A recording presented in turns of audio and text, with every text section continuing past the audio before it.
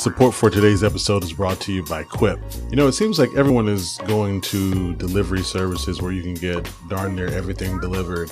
So why not get something that needs to be replaced delivered to your home, right? And what needs to be replaced more than your toothbrush? 80% of us forget to replace our toothbrush on time. So with Quip, you don't have to do that anymore. Quip is a modern oral care brand that designs beautifully simple electric toothbrushes, delivers affordable brush heads every 3 months to make a healthy brushing routine more simple. They've got smart accessories, simple instruction. So go to tryquip.com/vocal minority for a free $10 refill. That's tryquip.com/vocal minority for a free $10 refill. Hey, what's good? It's your boy MC. Welcome to episode 53 of the Vocal Minority Report. As always, you could have downloaded any podcast in the world, but you're here with us. We appreciate that. Got a great show for you today. Got a great guest. Our guest is Dr. Darnell Hunt. He's the Dean of Social Sciences at UCLA. He is the former director of the Ralph J. Bunche Center for African American Studies there as well. So it's a great conversation we get into. His work covers media, race, so many other things. So we touch on those topics as well as some other stuff about OJ, Bill Cosby, parallels there, fake news. I think you'll really enjoy this. Before we get into that, first, I've got to ask you to do that thing, go to Apple Podcast, leave a rating, review. It really helps us rise up in the ranks. It helps get noticed. The more subscribers we have on Apple Podcasts, the more ratings and the reviews. Very helpful to the show. So if you can do that, really appreciate it. Also, check out the website, The Vocal Minority Report. You can donate there. You can take our survey. You can buy some merch. We're going to add shirts. I promise. I keep saying that, but we have new shirts on the way. You'll also find previous episodes, guest information, tons of stuff. TheVocalMinorityReport.com. Follow us on Twitter at Vocal Report. Like the Facebook page, The Vocal Minority Report. Here's the show.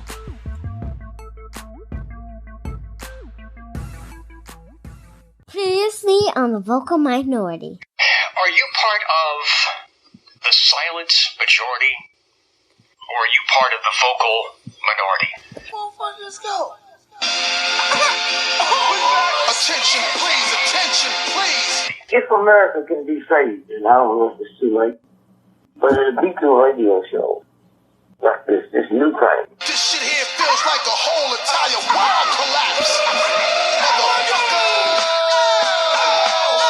The revolution will not be televised, will not be televised, will not be televised, will not be televised. The revolution will be no rerun, brothers. It's the vocal minority. The revolution will be live.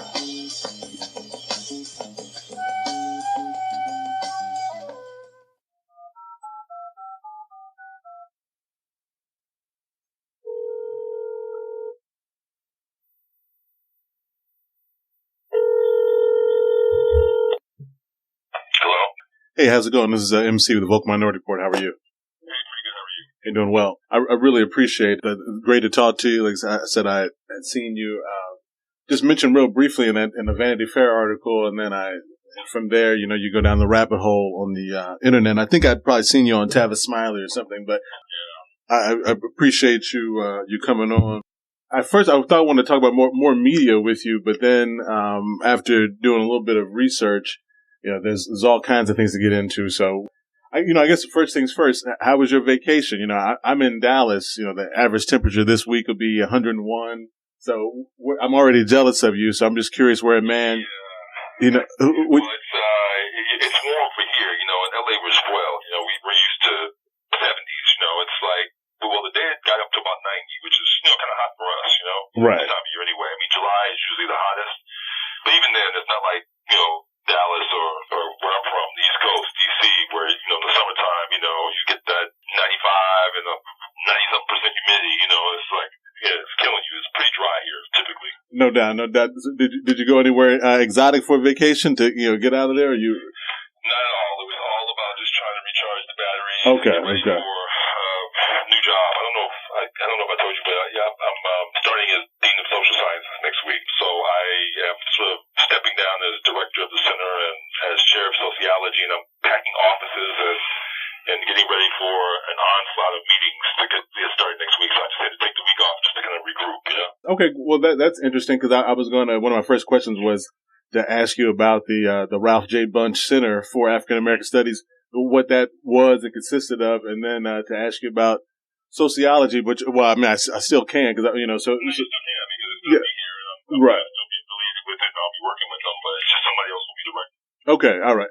Okay, yeah, and it's a young lady, right? All right. Hernandez. I did see that. I read your newsletter. Okay, I did see that actually. Okay, that's right. Okay, well, good. Congrats to her. Congrats to you. So, of this role. So, well, let's talk about the Ralph J. Bunche Center for African American Studies that you're leaving, and then I want to get into sociology specifically, and then, you know, what you were doing, and what you're doing now. So, the Ralph J. Bunche Center for African American Studies was created as the Center for Afro-American Studies in 1969 at UCLA, and it was during the period of the rise of Black Studies in America, and UCLA was sort of there at the forefront of that movement, and the decision to create a center as opposed to a department or a degree program was conscious on the part of UCLA. The idea was we needed to seed the field with research first. And you know, we created the Journal of Black Studies here at UCLA, which moved to Temple with Malifia Asante, who was one of our early directors. And we also were quite instrumental in the early years, the late 60s, early 70s, of training a lot of scholars who would go out around the country to start African American Studies programs or Black Studies programs of one sort or another. We had a big grant from Ford Foundation that brought postdocs to Los Angeles, to UCLA, and a number of notable people kind of came through here over the years. It's kind of really a happening place in terms of African American Studies in the early years. Later on, about 5 years after the creation of the center in 1969 and 1974, the interdepartmental program in Afro-American Studies was created, which was the degree program. Later had a BA and an MA program, an MA JD program. And then in 2003, I believe it was, we renamed the Bunche Center after Ralph J. Bunche, or the Center for African American Studies after Ralph J. Bunche, who, among other notable accomplishments, was the first African American to win a Nobel Peace Prize. Right. Martin Luther King. He was valedictorian at UCLA. He was a UCLA student. 1927, he graduated. He started the political science department at Howard University after doing his PhD at Harvard. He was one of the first African Americans following Du Bois to do to do a PhD at Harvard. So, and of course, he marched with Martin Luther King, Selma March, and he was an outspoken, critic of race, racial oppression around the world. In fact, he was a scholar of race and politics prior to becoming an internationally known statesman when he won the Nobel Prize. And so for us, he embodied kind of what the center was all about, which was engaged scholarship around social justice issues. And that's kind of what the Bunche Center has been since its founding as the Center for African American Studies, nearly 50 years ago. And I appreciate that history there. What is African American Studies? I mean, obviously the name is self-explanatory, but if you were describing, what does that mean? Is there a broad way to kind of encapsulate that?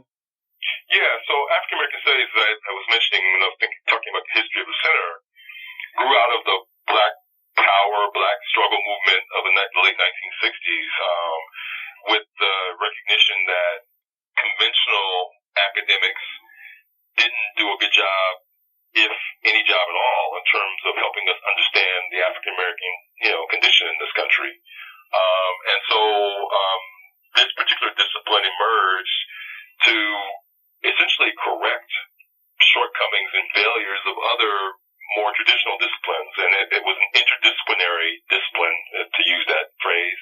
Okay. It borrowed from, say, sociology, political science, from history, from anthropology, from the law, a range of different fields, to kind of bring together insights and knowledge to understand the contemporary, historical, and future conditions of Black people. And in a sense, that's what African American Studies is all about.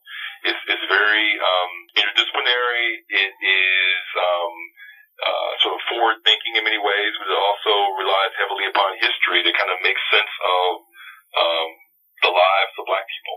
The challenges they face, the opportunities, the creative production, the cultural production, all of those things are topics that scholars of African American studies will sort of focus on. Appreciate you drilling down further on that. So with that, do you know, because it kind of sounds like that history or kind of relates to perhaps what you do with the media, American Race on TNT. You know, they credit you, you know, your research on that, illustrating the major racial discrepancies in media, preventing diverse stories from being told. So it sounds like almost the same kind of thing, not having the representation, but, you know, making sure that, you know, we're, like I said, illustrating that. So with that though, I guess we'll start with the race piece specifically, since I watched that a little bit, and it had me, there's a lot there, because, you know, I guess maybe we can talk about the false kind of narrative of the media and kind of what we're looking at. I don't know if that makes sense, but you know, like, so in this climate of fake news where, you know, and I got to thinking, well, haven't we lived in that era, or, you know, haven't we been living that, but just in a kind of opposite way, obviously not the way that Trump is meaning, but, you know, where, like I said, this false narrative. So I'm wondering if you can kind of speak to that, where where we sit from a reflective piece and how we are viewed currently. That's an interesting question. So as someone who studies media, and if you kind of take the long view, where we are now is kind of ironic, where we have a president who is challenging the mainstream media and accusing them of circulating fake news because it doesn't support his agenda, his platform.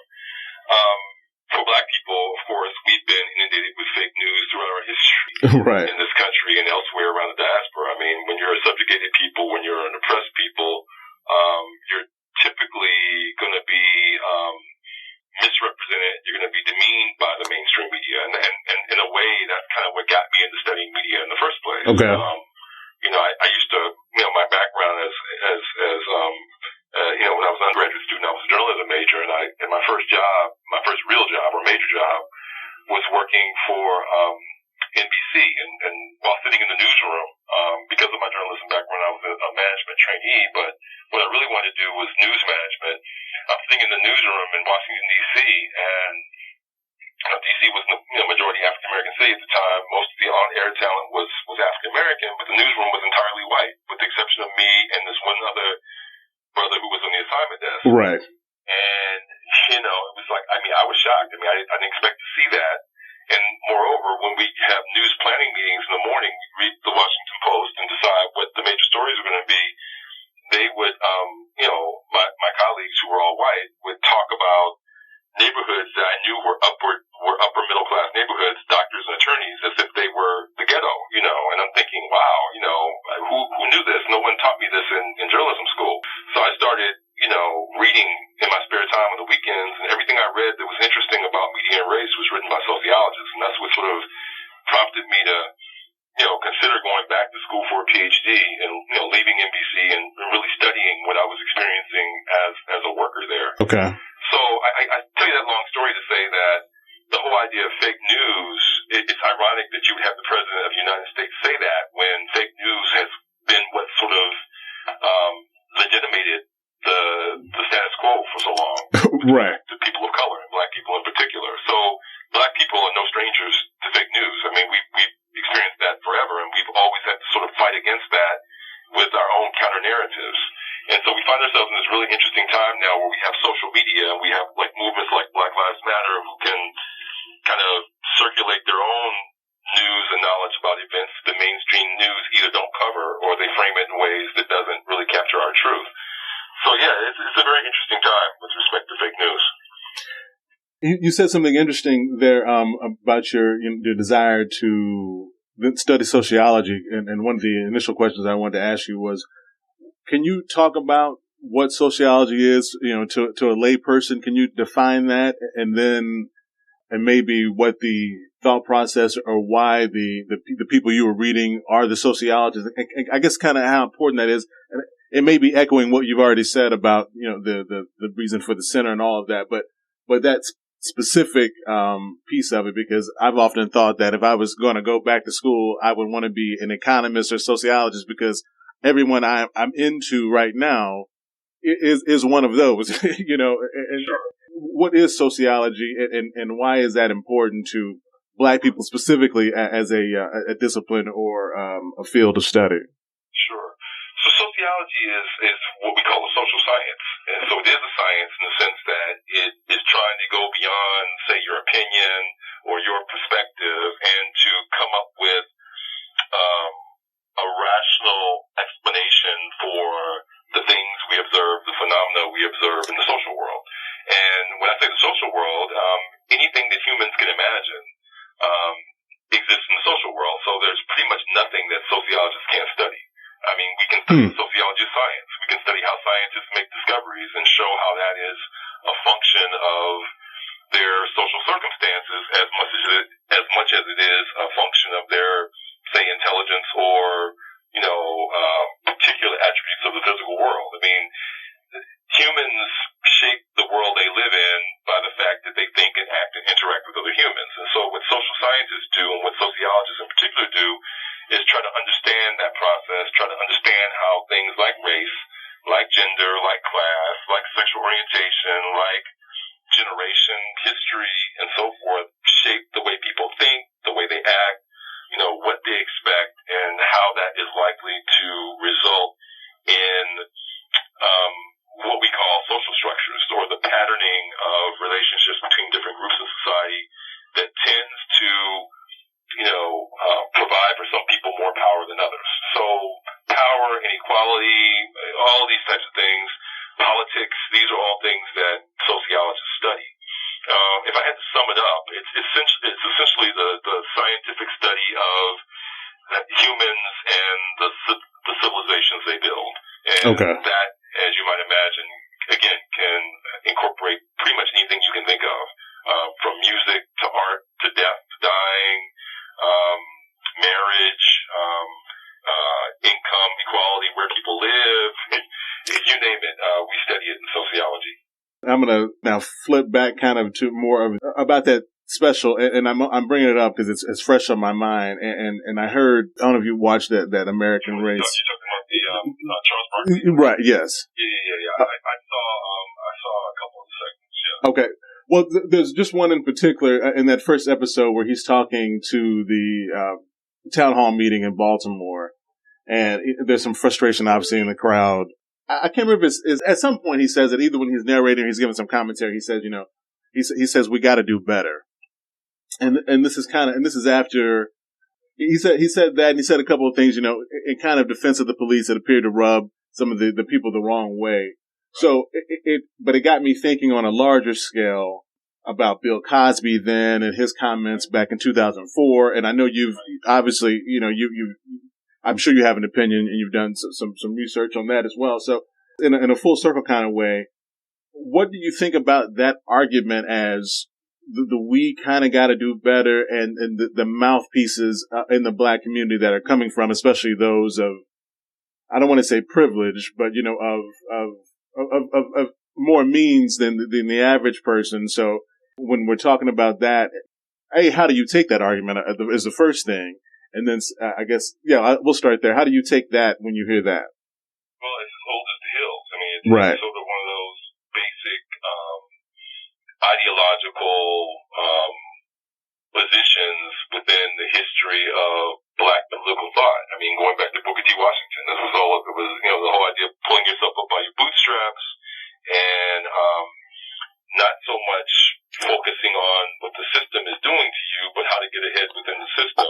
I thought only Republicans said that. Go ahead. Well, yeah, I mean, Booker T. Washington, I mean, that school of thought is very consistent with what Republicans would say. Right. As opposed to someone like a W.E.B. Du Bois, who was much more, who was like the father in many ways of American sociology, is talking about the bigger picture and how social structures, you know, are conditioning Black people to behave in certain types of ways because of limited options and so forth and so on, and sort of, you know, kind of a Black nationalism versus a more integrationist approach, whereby you want to become part of the bigger picture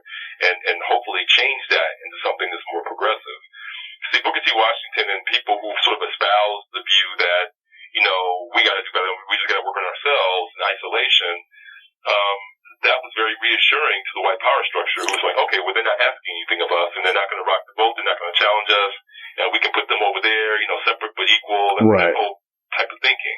Now, I'm not saying that that's where Charles Barkley himself is coming from. Of course. But, or that that's where he would ultimately have us go. But what he's saying echoes that school of thought, and it's a very old school of thought. It's not anything that's new. And so, to the extent that Bill Cosby made comments, I think you're referring to the Howard commencement ceremony where he was critiquing inner city youth for their names. Right.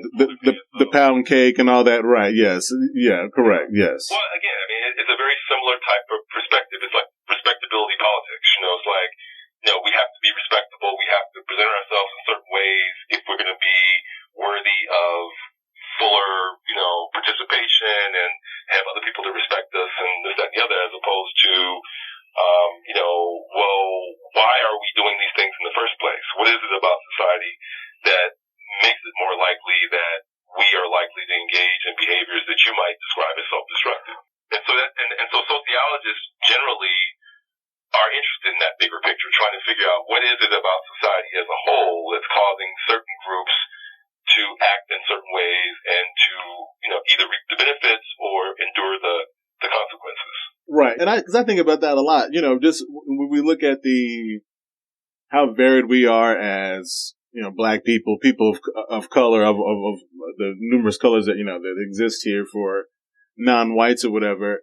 But, I feel like I always take it back to economics now or class. Like, I feel like that's like my bright thing for the past few years is like, man, we're talking about race, but, when we're just talking about us, then how do we explain that? How do you explain the difference between the burbs and the inner city and the whatever, the two-parent household? So that's extremely interesting. I probably have to have you back on to maybe delve into that a little deeper. I want to talk about Bill Cosby a little more, though, from the perspective of the case and, again, now the mistrial and kind of how that looks in the media, in the reporting, because that's a very interesting story, where obviously his side would say it's race related.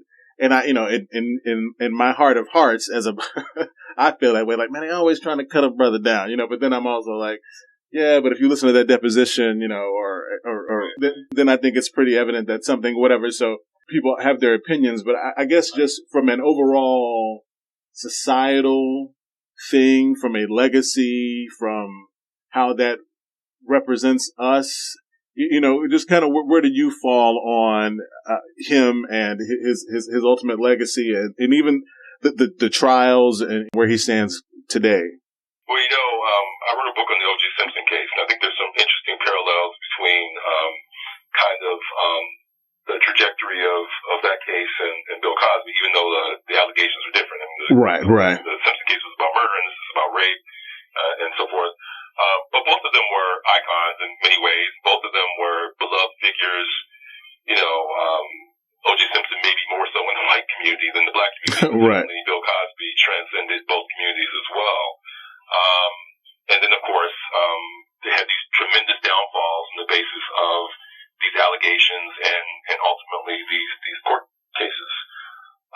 And so, as someone who studies media, I was very interested in the O.J. Simpson case and and it wasn't so much, did he do it or didn't he? It was more about. But he did it though, right? That, it's captured the attention of America, and that there appears to be this racial divide in terms of how people are seeing this.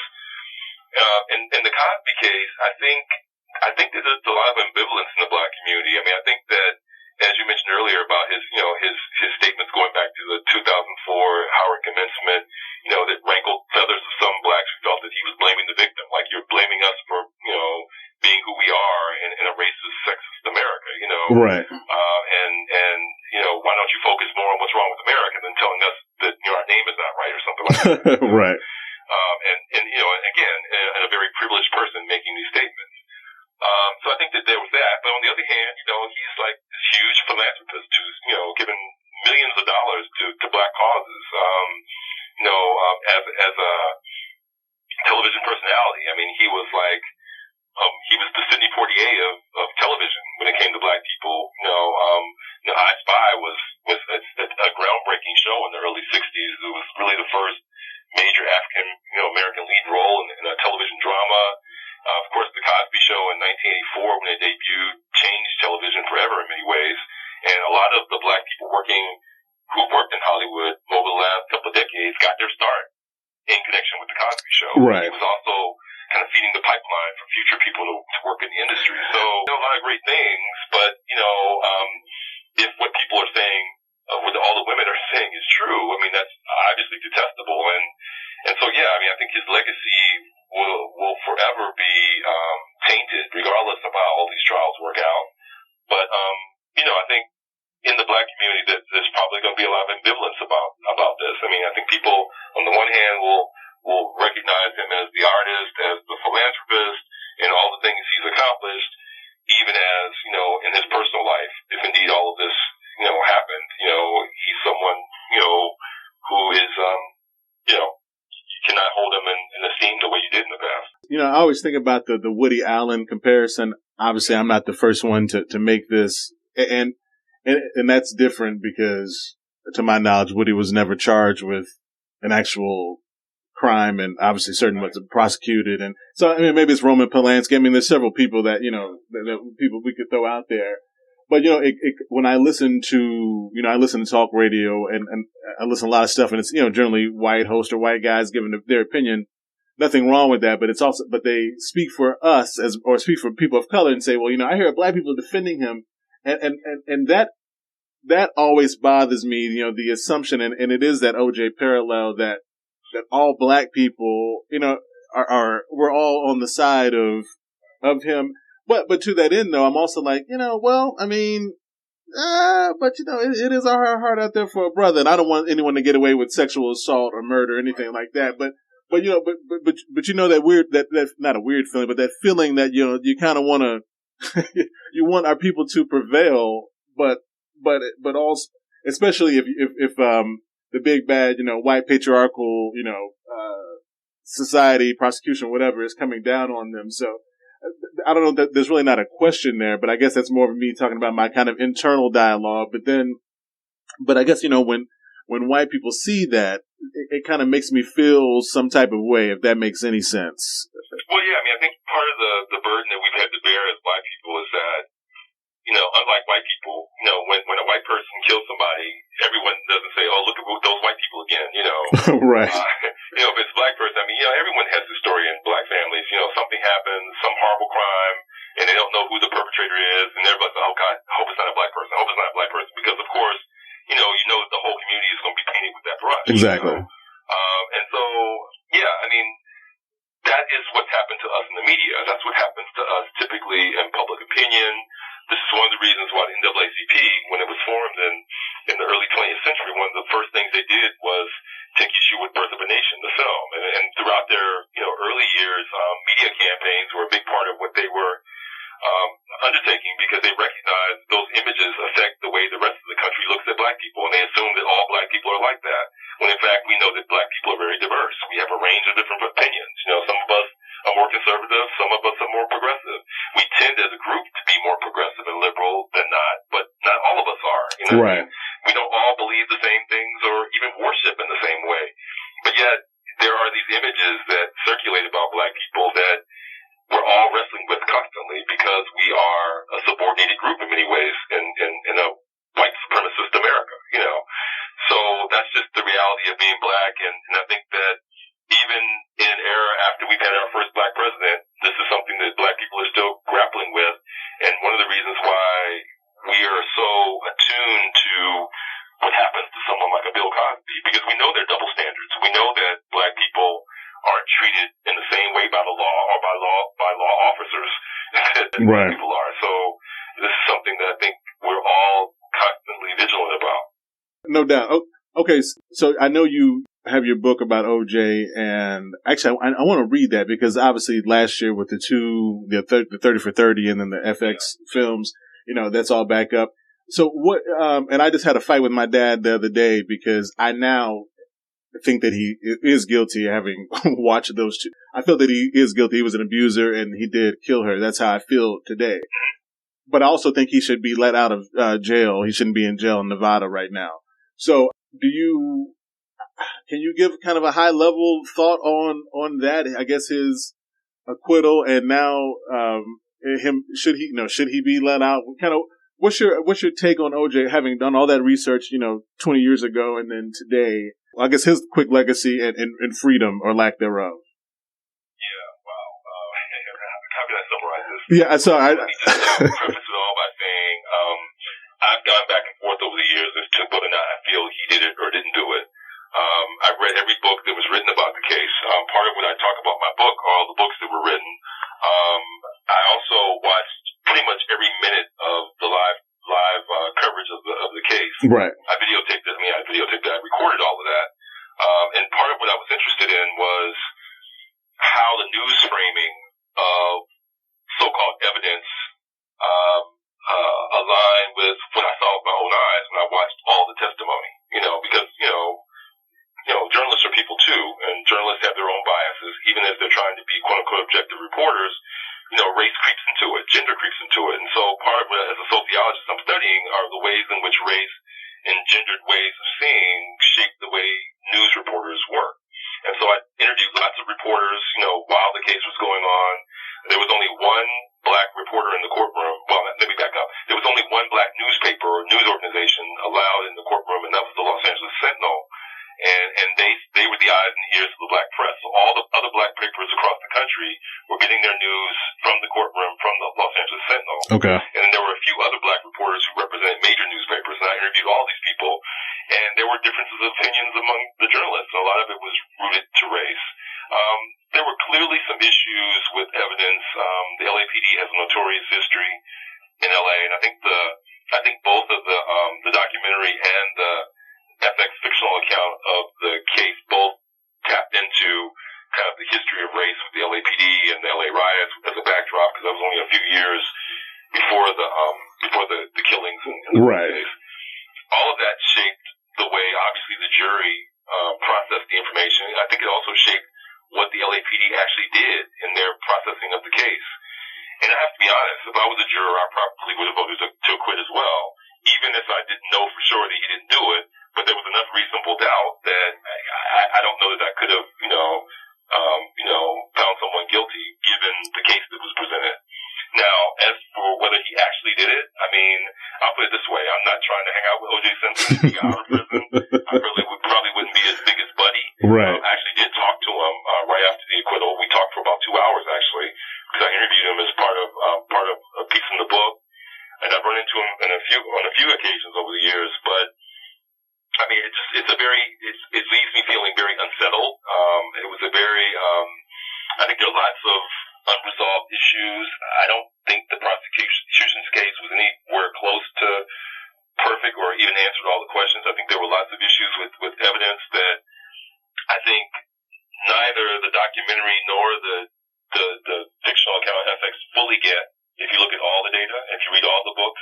I think the documentary does a really, really good job, but I'm not surprised that based on your viewing of the documentary and the TV show that you would have just assumed he did it, because both of them, if they weren't based on or didn't rely heavily on books that just assumed from the beginning he did it, certainly I think gave a little bit more weight to those accounts than some of the other accounts, which tried to show why he couldn't have done it or why it doesn't make sense that he did it certainly the way that the prosecutors alleged that he did.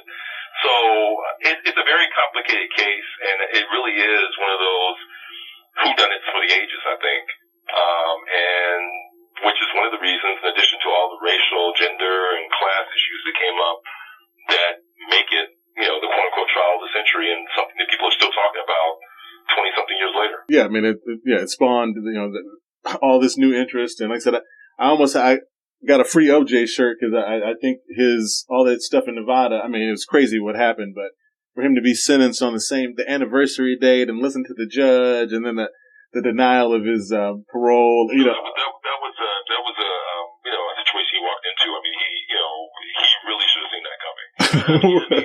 Right. And there was no way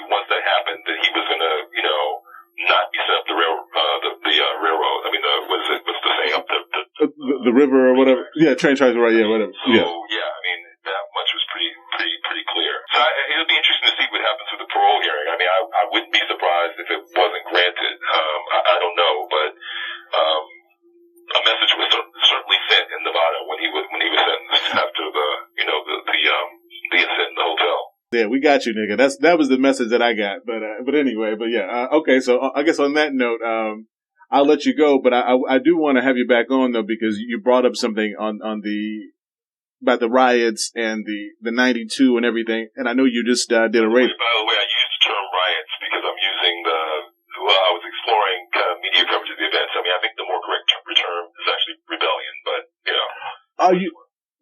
You know what? I think that's a very important distinction, and one that I might have to use that in my vernacular, rebellion, as opposed to riot, because I don't like the term. Okay, you know what? I like that. Okay, so yeah, but you were talking about the signs of kind of that was imminent in '92, and then perhaps where we are today, the policing and stuff like that. So I'd love to explore that further with you, and then obviously we didn't touch on tons of media stuff, but the report you all put out.